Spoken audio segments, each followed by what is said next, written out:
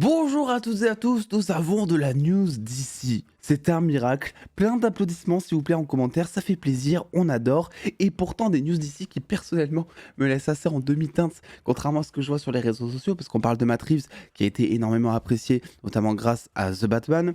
On va apprendre, vous allez voir que il va être sur beaucoup plus de projets que prévu, en tout cas à notre connaissance. Et beaucoup sont ultra contents. Et moi j'avoue que je sais pas où trop me placer. Je vais vous expliquer pourquoi. Tout d'abord, voici ce qui s'est dit hier sur les réseaux sociaux. Tout d'abord avec une rumeur de Diane Richman, rapportée par The Daily Planet, un compte que je vous invite à suivre si vous êtes fan de DC, qui rapporte très bien, qui fait très bien son job au final de Daily Planet. Un film sur Huntress serait bien en développement, comme rapporté par DC Leaks auparavant. Voilà, rien de très surprenant. Et un film sur le professeur Pig serait en développement aussi.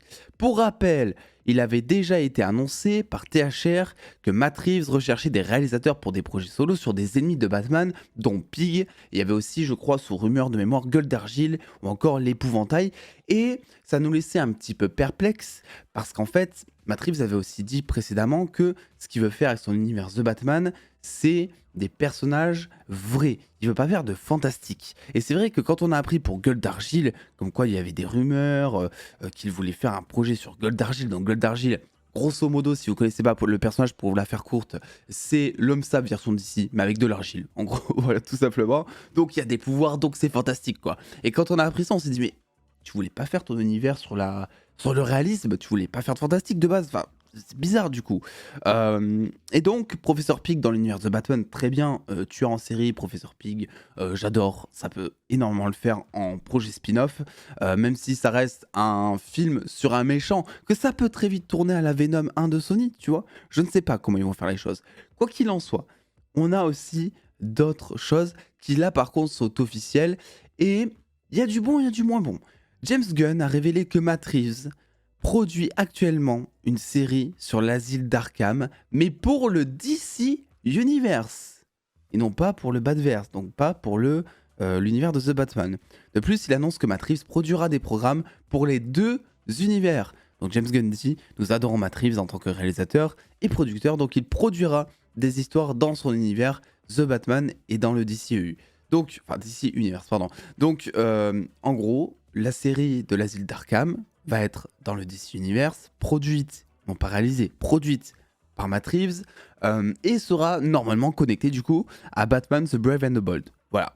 À côté de ça, Matt Reeves, il aura aussi la tête sur son The Batman, sur l'univers qu'il est en train de créer, sur toutes les séries dont je vous ai parlé.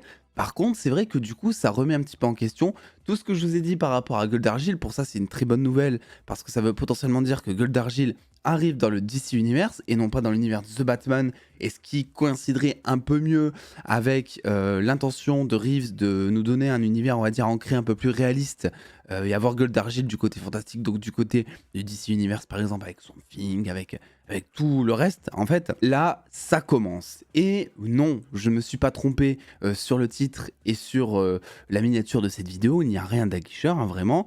James Gunn devrait arrêter de parler, je vous en supplie.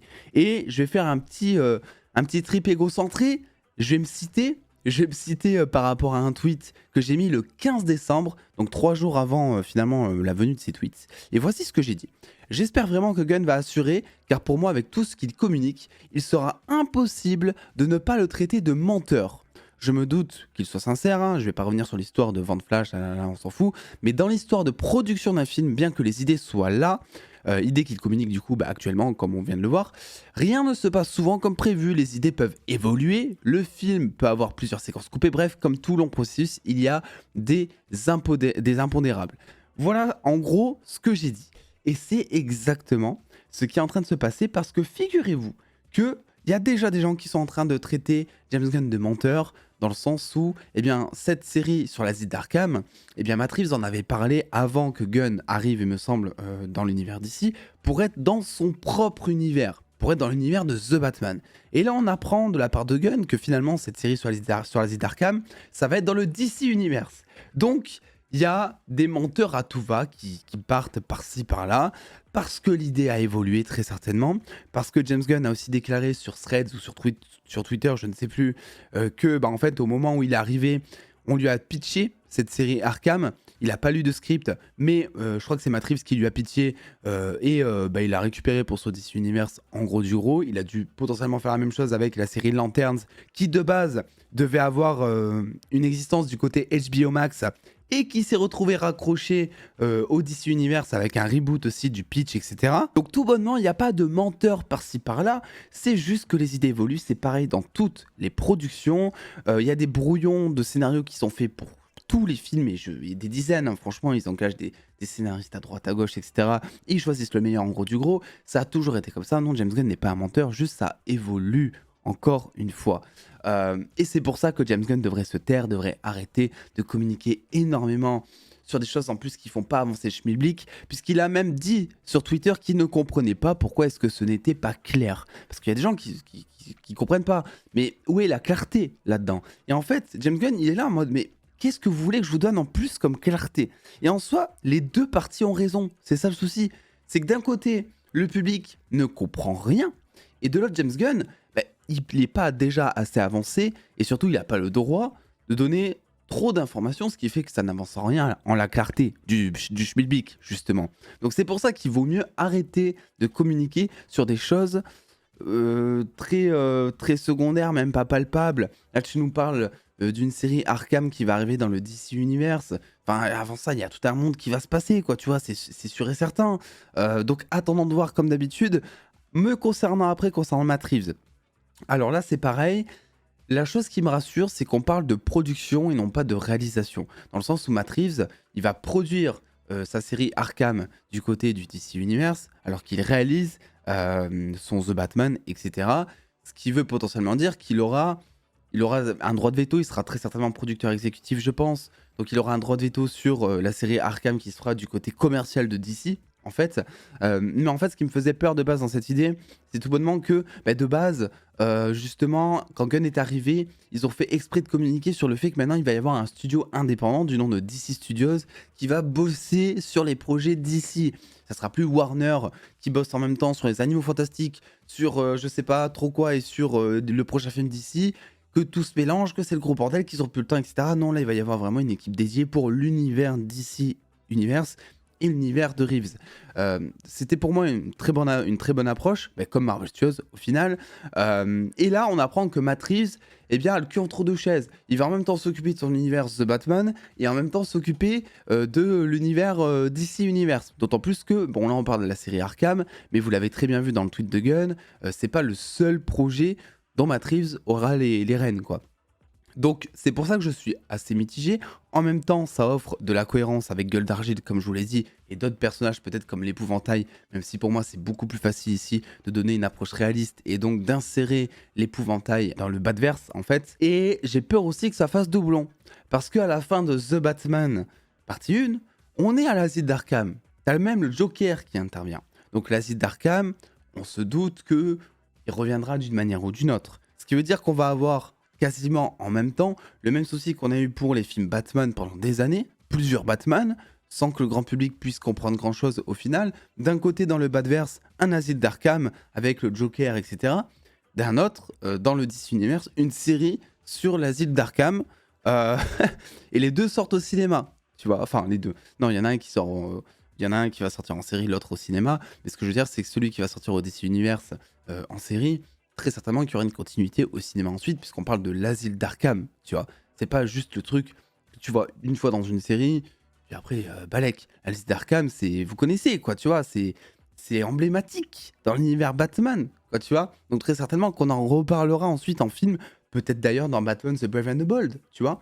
Donc voilà pourquoi je suis assez mitigé, voilà pourquoi je pense aussi que Gunn devrait arrêter, parce qu'à chaque fois qu'il communique déjà d'une, il s'enfonce une balle en plus dans le pied, puisqu'il y a des gens qui ne cherchent qu'à le clasher, et je peux vous le dire, ce sont les mêmes personnes qui vont détester Superman Legacy, même si c'est une masterclass, vous pouvez être sûr que ça va être le pire film de tous les temps de super-héros, parce que c'est toujours comme ça, et en même temps, ben, ça apporte rien de très concret, quoi, tu vois.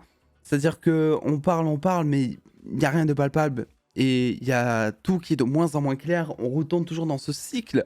En fait, de bonnes nouvelles, oui, parce qu'au moins on sait qu'il y a des plans pour d'ici. On voit qu'ils se creusent la tête, ça fait plaisir.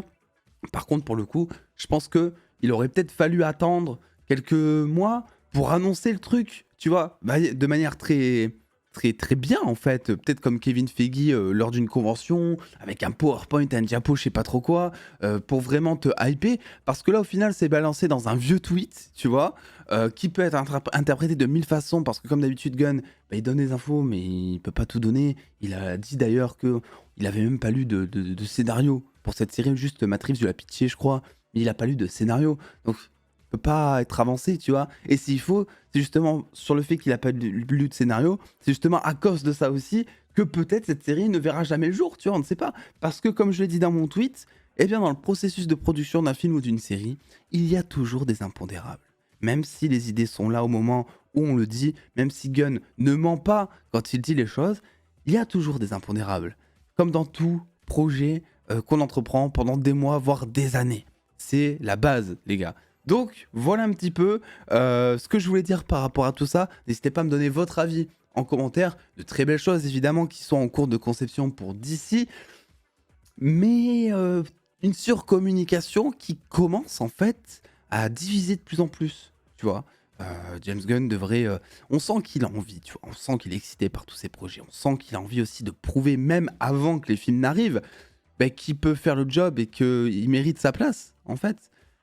Je le comprends, sauf que pour l'instant, selon moi, c'est pas le meilleur des plans. C'est très bien d'avoir un producteur d'ici qui communique. Enfin, tu vois, c'est la première fois que ça arrive. Kevin Feige, il reste dans l'ombre chez Marvel, tu le vois jamais. Sauf quand il faut parler face cam pour faire un placement de produit Marvel Comics sur Instagram ou à une convention D23 ou ou je sais trop quoi. Là, c'est un petit peu trop. C'est un petit peu trop, je trouve, et ça perd un peu les gens.